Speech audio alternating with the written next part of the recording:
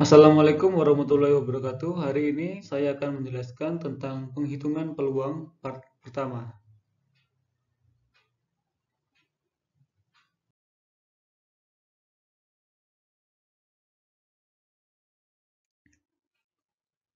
Ruang sampel. Ruang sampel adalah himpunan suatu kemungkinan yang terjadi pada suatu eksperimen atau percobaan. Ini artinya, untuk memperoleh ruang sampel, jika telah melakukan suatu eksperimen. Eksperimen di sini merupakan eksperimen acak, di mana ciri-ciri eksperimen acak yaitu yang pertama, A. Hasil eksperimennya merupakan himpunan semua hasil yang mungkin. Yang kedua, eksperimen diulang beberapa kali dengan kondisi tidak berubah. Yang ketiga, hasil pengulangan eksperimen terjadi secara kebetulan.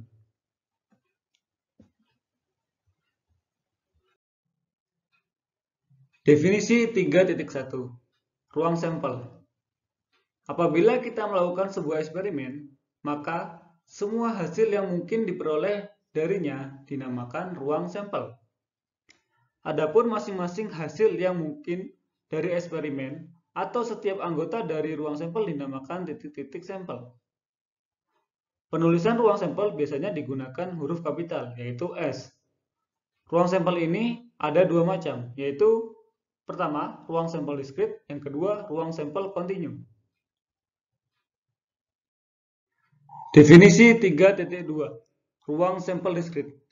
Ruang sampel diskrit adalah ruang sampel yang mempunyai banyak anggotanya berhingga atau tidak berhingga, tetapi dapat dihitung. Ingat, tetapi dapat dihitung.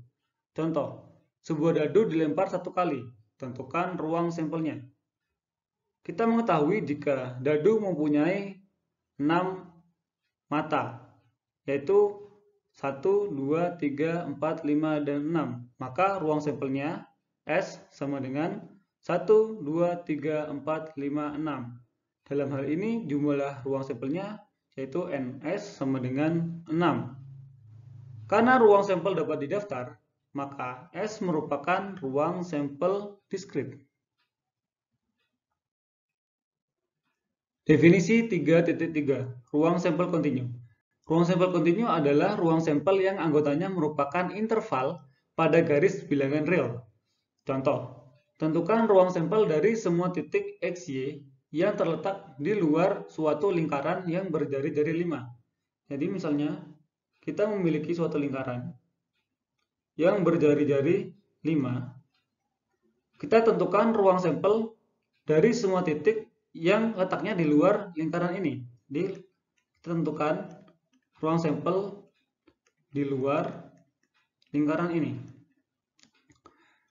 Penyelesaiannya, jadi untuk ruang sampelnya kan bisa kita tuliskan seperti ini.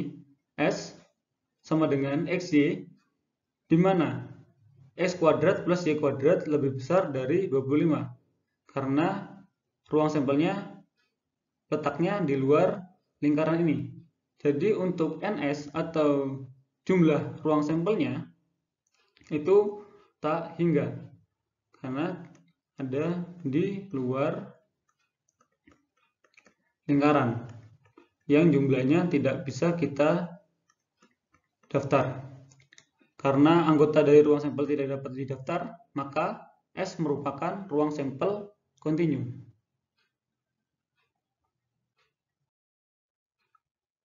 Definisi 3.4 Peristiwa. Sebuah peristiwa adalah sebuah himpunan bagian dari ruang sampel S. Setiap himpunan bagian dari ruang sampel S merupakan sebuah peristiwa. Notasi untuk menyatakan sebuah peristiwa biasanya ditulis dengan huruf kapital. Misalnya A, B, C, D, kapital, dan sebagainya. Kecuali huruf S kapital. Karena sebuah peristiwa itu merupakan himpunan bagian dari ruang sampel S, maka ada 3 kemungkinan yang bisa terjadi, yaitu pertama, S itu sendiri merupakan sebuah peristiwa. Yang kedua, himpunan kosong juga merupakan sebuah peristiwa. Yang ketiga, beberapa hasil yang mungkin dari S merupakan sebuah peristiwa.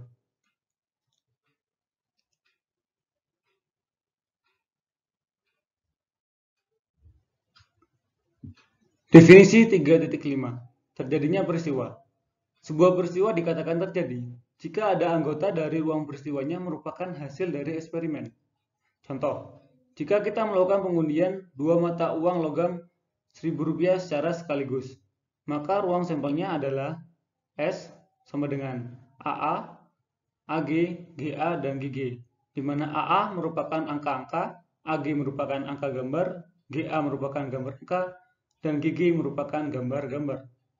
Lalu tuliskan 3 buah peristiwa disertai dengan ruang peristiwanya. Untuk contoh yang pertama, X merupakan peristiwa munculnya G semua. Ruang peristiwanya X sama dengan GG. Di sini kurungnya menggunakan kurung Kurawat.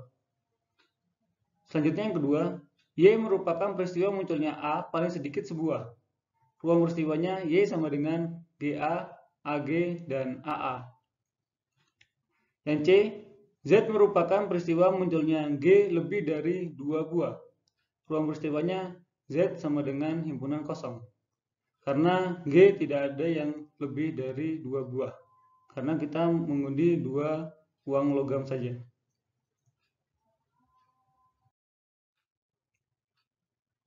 Jika kita mengambil sebuah anggota peristiwa, misalkan AG, maka peristiwa Y dikatakan telah terjadi. Karena AG merupakan ruang sampel dari Y. Kita sudah mengetahui bahwa dari ruang sampel S bisa dibentuk beberapa peristiwa. Sebuah peristiwa akan memberikan ruang peristiwanya. Sebaliknya, kita bisa menentukan peristiwa jika ruang peristiwanya diketahui. Selanjutnya, operasi-operasi pada himpunan dapat diterapkan pada peristiwa-peristiwa dalam ruang sampel S. Sehingga, kita akan memperoleh peristiwa lainnya dalam S sebagai hasil dari pengoperasian tersebut. Jika A dan B merupakan 2 buah peristiwa, maka A gabungan B merupakan sebuah peristiwa yang terjadi jika A terjadi atau B terjadi, atau kedua-keduanya terjadi. Lalu yang kedua, jika A irisan B merupakan sebuah peristiwa yang terjadi jika A terjadi dan B terjadi. Lalu yang ketiga, A komplement. Komplement dari A merupakan sebuah peristiwa yang terjadi jika A tidak terjadi.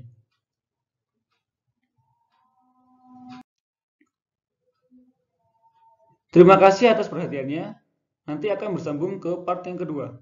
Wassalamualaikum warahmatullahi wabarakatuh.